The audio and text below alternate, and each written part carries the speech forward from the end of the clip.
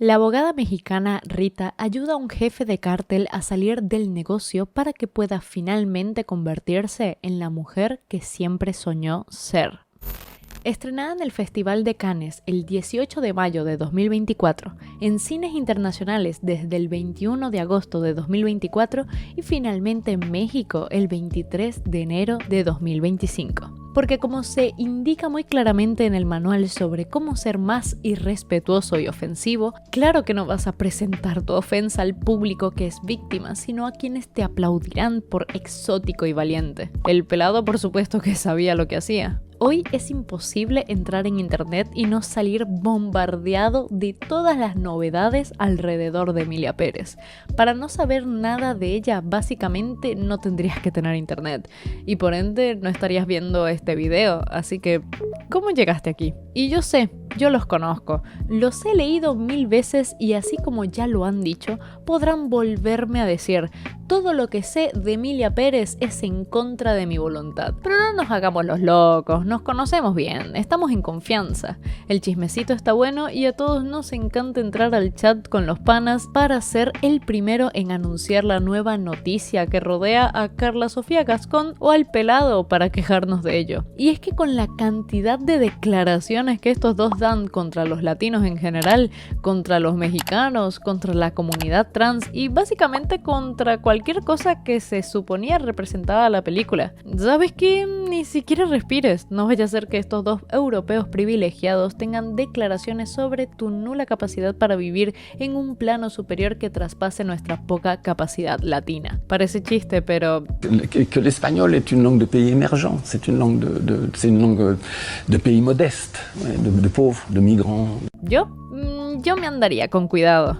¿No les parece increíble que siempre algún pelado termine siendo el villano? Ahora esto sí que no es chiste, ¿eh? Es como si generasen algún tipo de resentimiento contra la humanidad porque no tienen pelo. Es que es increíble, es de estudio. Yo necesito que alguien saque una tesis, un estudio que analice sobre por qué esto ocurre. Obviamente no es la primera vez que tenemos a un hombre blanco, heterosexual, cisgénero, europeo, la lista es larga, apropiándose de dolencias que no conoce ni entiende, y ni hablar de hacer una película al respecto. Pero lo que ha sucedido alrededor de y en consecuencia de Emilia Pérez es cuanto menos interesante, porque a pesar de que este tipo de películas siempre se prestan a las críticas de las poblaciones vulneradas, mientras son aplaudidas y premiadas por quienes jamás han experimentado estas realidades, normalmente se queda en lo que es más accesible como protesta, declaraciones y, a lo mucho, boicots en sus estrenos de cine, alfombras o cosas por el estilo. Y no me malentiendan, esto no es malo ni mucho menos algo menor, pero es lo que es, más accesible y menos contundente. Nos impresiona cuando lo vemos, incluso cuando somos partícipes, claro que sí,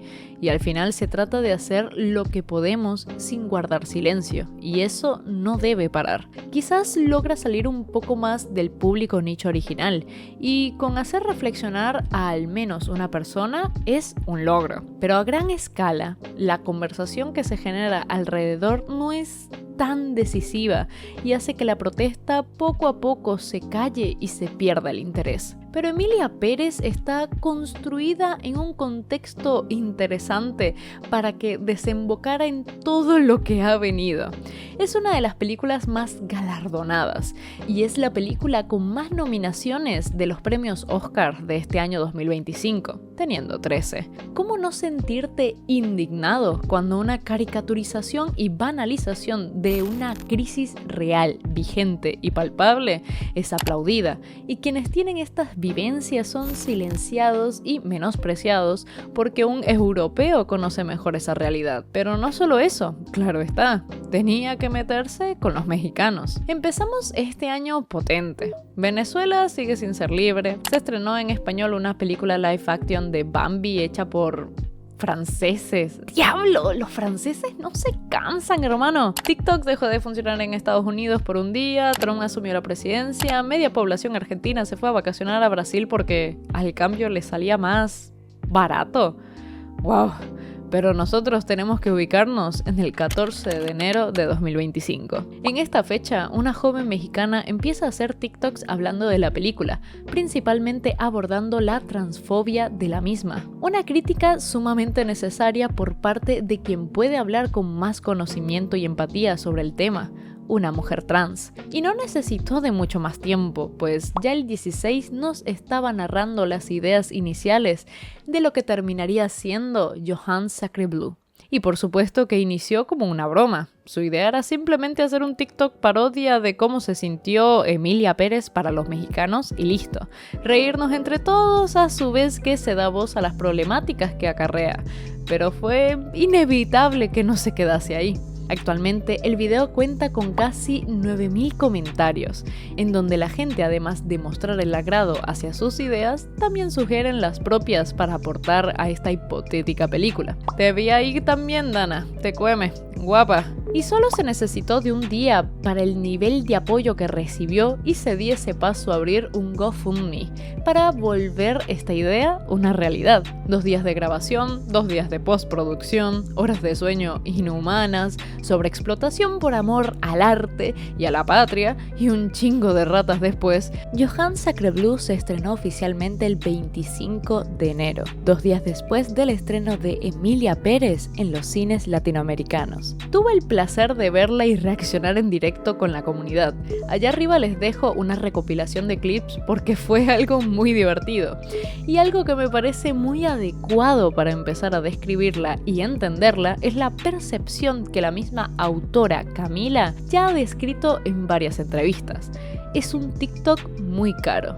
Y esto no es algo malo o demeritorio, solo es un punto de partida que hace aún mejor cada aspecto. Y es que esto no es una gran producción hecha por las mejores casas productoras mexicanas, es solamente un video de YouTube casero. De hecho, a muchos nos recordó al YouTube en sus inicios, cuando los videos no parecían unas superproducciones, sino que eran más simples e identificables, nacidos de una idea fugaz y las puras ganas de hacer reír a alguien en el internet que se lo cruzara. Así que, dejando un poco de lado todo lo demás que estaré diciendo, para los que consumimos hace tantos años YouTube, fue una experiencia además nostálgica. Pero imagino que podrían preguntarse, ¿por qué sería un TikTok caro?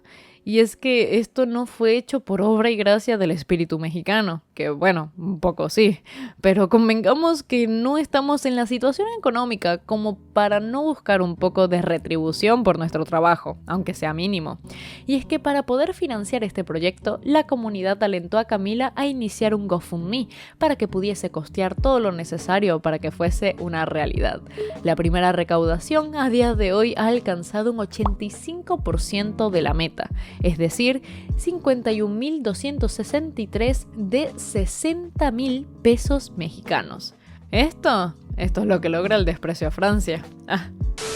Y es que no iba a ser fácil. Necesitó de varios actores, escenografía, disfraces y vestuarios, transporte, etc. Y algo precioso en esto es el valor que Camila le da al trabajo de todos los involucrados, pues ha sido una manera de generar trabajo aunque sea temporal. Y creo que esto es algo que debe ser bastante marcado y tomado como ejemplo, sobre todo por la manera en la que muchos rebajan este tipo de proyectos y no consideran que requiera tanto dinero. Es muy común que, viendo desde el exterior, no se sea capaz de entender todo lo que conlleva estos trabajos artísticos, y la demeritación del arte es algo a lo que tú y yo estamos muy acostumbrados. Y con tú me refiero, claro, a mi audiencia principalmente dibujante. Ahora, si no eres dibujante o tampoco nunca se te presentaron situaciones así, en tu cabeza simplemente ponte en ese lugar e imagínate que eres un dibujante promedio ofreciendo dibujos a pedido y llegan 4 pelagatos a decirte que tus precios están muy caros e incluso bajándolos, esos 4 nada que verientos no se acercan a comprarte. Y es algo que se repite varias veces al pasar del tiempo. ¿A qué jode, no? Es valioso que figuras importantes o con voz den visibilidad al valor del trabajo. trabajo y se lo recuerden al latino promedio que piensa que la esclavización por un salario mínimo es algo por lo cual agradecer a tu jefe. No mames, Carlos, no tienes tiempo ni para tomarte unas pinches chelas y apenas te alcanza para el transporte porque ni te incluyen los viáticos, trabajando pinches 10 horas diarias. Hermano, ¿a quién putas defiendes? Incluso, más aún teniendo en cuenta las dificultades económicas que suelen rodear a grupos vulnerables, grupos los cuales no dudaron ni un segundo en formar parte de esta protesta. Porque sí, a pesar de todas las risas, la nostalgia, el meme, esto es algo que no debemos olvidar ni perder el foco. Esto es una forma de protesta. A veces podemos llegar a pensar que las protestas solo son marchas en la calle, una multitud de gente, y es que es una de las formas más comunes y, por ende, más relacionables con una protesta. Te dicen que una protesta está ocurriendo en este momento y lo más probable es que lo primero que pensarás es en esa multitud marchando, pero jamás ha sido la única forma. La protesta no es una marcha en sí misma. La protesta es una queja, una crítica, una demanda. Es una forma de demostrar nuestro disgusto e inconformidad hacia aquello que consideramos que está mal. Y el arte siempre ha sido una de las maneras más accesibles de hacer ruido para protestar. A día de hoy, Johann Sacre Blue cuenta con casi 3 millones de vistas y eso es mucho ruido. Camila ha sido capaz de llevar su discurso mucho más allá del teléfono y TikTok, dando entrevistas a medios tradicionales, podcasts, logrando volverse vocera de una causa que arropa a toda Latinoamérica. Nuestra dolencia no es un espectáculo para el privilegiado. Hasta parece una tradición del hombre blanco del primer mundo, tomar el sufrimiento de pueblos vulnerados como un aspecto exótico y teatral. No somos dignos siquiera de una mínima investigación y respeto, porque nuestras experiencias se mezclan con la ficción, al punto en el que todo es válido, aplaudible, premiable. La insignificancia de nuestras vidas, luchas y experiencias se refleja en películas como Emilia Pérez, donde la extravagancia es un acto valiente y audaz, pero nuestra corrección es ignorancia. Sin embargo, ya no estamos en la época de la conquista. Hoy somos capaces de alzar la voz sin necesidad de la aprobación y apoyo del hombre blanco, porque mientras nosotros mismos como comunidad nos brindemos ese apoyo, somos capaces de hacer demasiado ruido. Y es algo que Camila ha vivido. Recuerdo verla comentando que, a lo mucho, esperaba unas 50,000 vistas en su video de Johann Sacre Blue, y ahora está por ser proyectada en cines mexicanos. Y eso es algo que ella no logró por sí sola. Ella lo sabe y nos lo recuerda constantemente. Es algo que han hecho todos los que de una u otra forma han brindado su apoyo a esta protesta. Johann Sacre Blue, aún siendo un proyecto amateur de bajísimo presupuesto, es todo lo que Emilia Pérez quiso aparentar ser. Una crítica, una forma de visibilización, audaz, arte disruptivo, aunque... ¿qué es esto último que acabo de decir? Si les gusta todo este tema del arte como forma de protesta, les podría interesar buscar también sobre el arte disruptivo. Es una manera de hacer arte en la que desafía las normas sociales, busca salir de lo convencional y es una manera perfecta, dentro de su imperfección, de dar un mensaje tajante y contundente. Nos invita a ver la expresión artística de una manera distinta, donde dejarnos llevar es fundamental para lograr una expresión honesta. Emilia Pérez, en su afán de ser el espectáculo ideal para un cinéfilo que se vanagloria en su intelectualismo para comprender una película tan complicada y con un mensaje tan profundo que nunca un pobre latino sería capaz de entender, mientras que no sabe que los limones se pueden comer directo del árbol, se ahoga en su mismo ego y nos ofrece más de lo mismo, la romantización de una imagen europea sobre lo que consideran latinidad, mientras que su contraparte, Johann Sacre Blue, es la representación del sentir del pueblo mexicano y comunidad trans ante la humillación del privilegiado, una muestra de que no estamos dispuestos a seguir aguantando faltas de respeto sin dar respuesta, permitiéndonos cruzar la barrera del ofensivo para dar un mensaje de concientización. Intentaron manejar esta narrativa de que Emilia Pérez es disruptiva y arte, y los mexas demostrando lo que realmente significa arte disruptivo. Pero no lo digo yo, lo dice una rana comiendo pan. El día en que estoy grabando esto, aún estamos a la espera del estreno en cines de Johann Sacrebleu, que será o fue, porque no sé cuándo estaré subiendo esto, este viernes 14 de febrero. Lo triste es que solo saldré en México, así que si son de allí, espero que puedan imprimir una imagen mía y llevarme con ustedes. Hasta pago mi entrada. Todo sea por apoyar esta causa. Y no solo eso, estamos a la espera de la segunda versión, donde esta maravilla México-francesa será un largometraje. Para lograr esto, se hizo un segundo GoFundMe, pues nuevamente era necesario contratar y costear todo lo necesario para una producción de este calibre. Con un objetivo de 120,000 pesos mexicanos, se ha recaudado mucho más.